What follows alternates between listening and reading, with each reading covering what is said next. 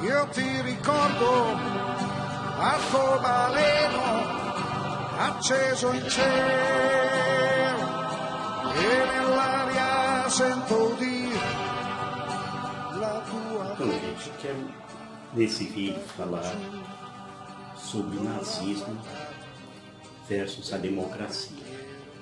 Tá? Um breve comentário, tá bom? Para que você possa se situar no que está acontecendo hoje, inclusive no Brasil.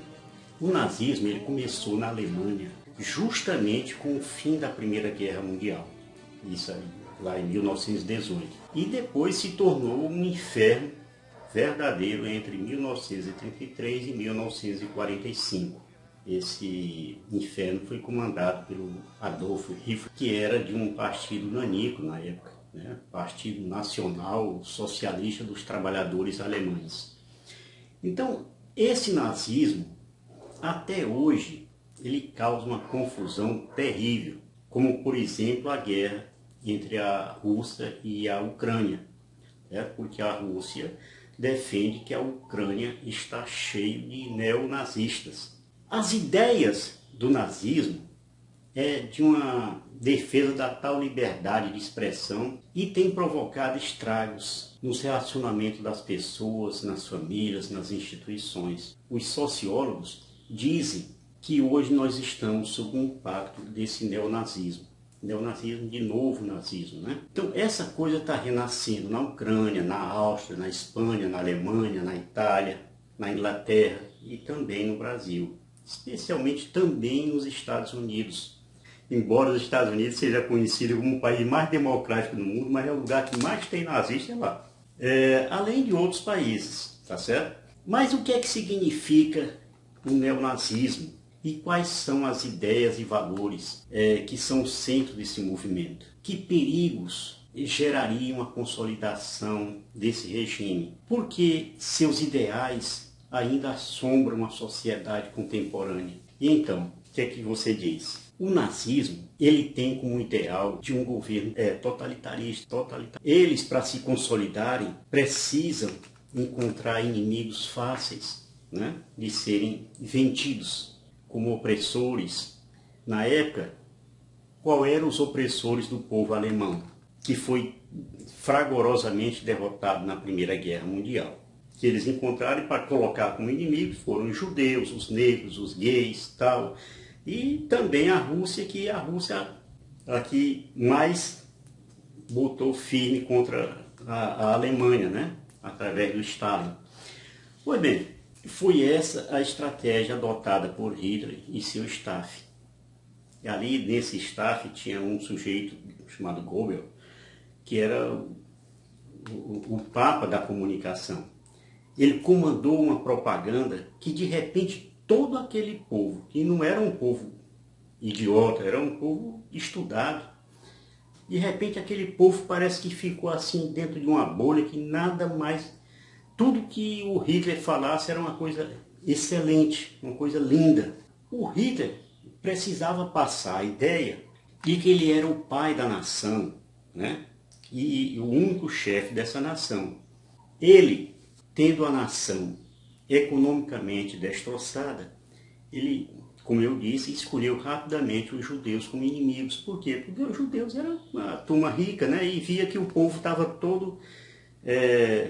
economicamente ruim, né? Enquanto os judeus estavam muito bem. Então os judeus passaram a ser o foco da propaganda nazista, tá certo? Com o passar do tempo, ele acrescentou também, como eu disse, os negros e os gays. Por quê? Porque eles são eugenistas. E o que é que significa eugenista? É um movimento que defende que os alemães eram geneticamente mais evoluídos que o resto dos seres humanos. Mas como a Rússia tinha derrotado a Alemanha na Primeira Guerra, eles também apontaram os russos como inimigos preferenciais. Tanto é que foram os próprios russos que chegaram lá e ganharam a guerra da Alemanha. Não foram os americanos, não, foram os russos. Foi assim que passamos a ouvir falar da tal raça ariana, ou seja, raça pura. Arya, para quem não sabe, em sânscrito significa nobre, tá bem?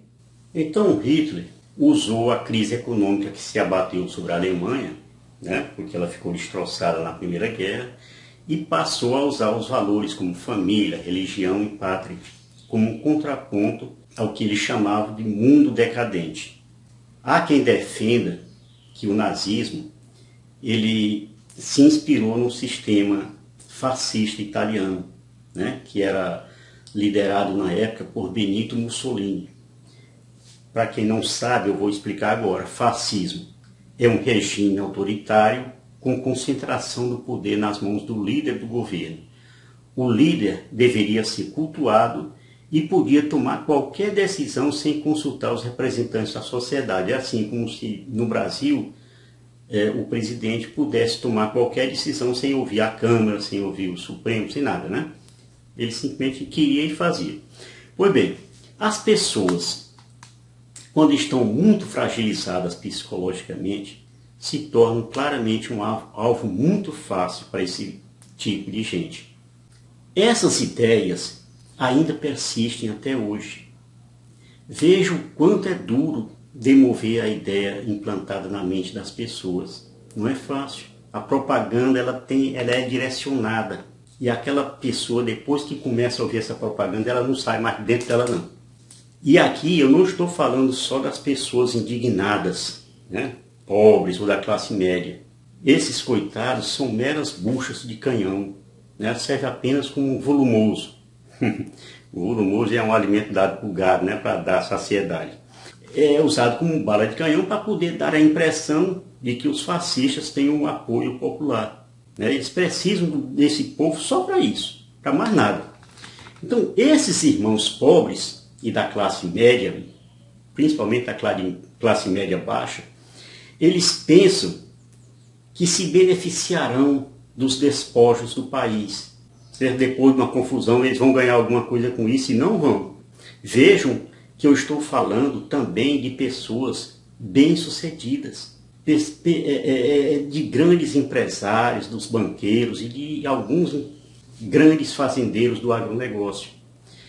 Esses empresários, eles precisam do voto dos empregados, mas fazem o possível e o impossível para tirar-lhes os direitos. Eles precisam do empregado para a hora do voto, mas na hora que vota eles querem com isso tirar o direito de férias, de carteira assinada, essas coisas.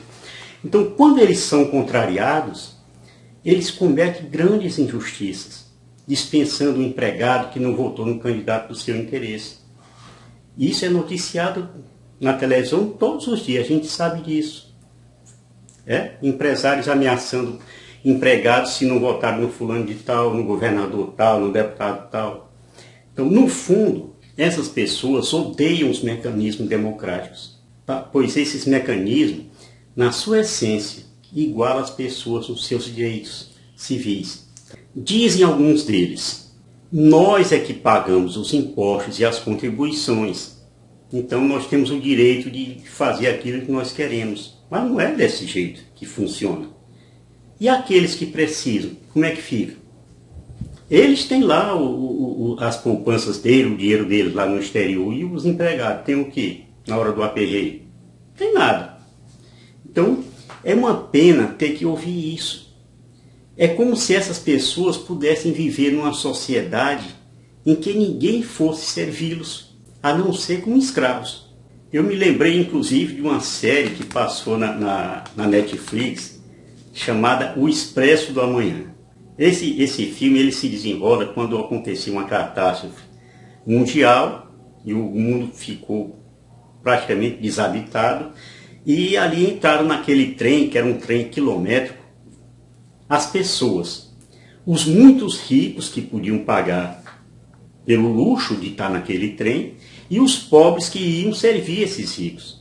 Eles ficaram todos ali, os ricos na parte da frente e os pobres na parte de trás. Até que chegou um dia que a situação ficou tão insuportável que os pobres se revoltaram. E os ricos, como não tinha mais quem fosse servir a eles, passaram a viver um mundo ruim demais para eles, né? Além da revolta que tiveram que aguentar. Morreram um bocado, aquele negócio todo. Pois bem, o resultado é o mesmo que pode acontecer hoje. Os ricos não podem achar que eles estão sós no mundo. Eles precisam de nós, eles precisam da gente, eles precisam de quem vá servir a eles. Isso em qualquer lugar, em qualquer empresa. Eu ainda não vi uma empresa que não tivesse empregado.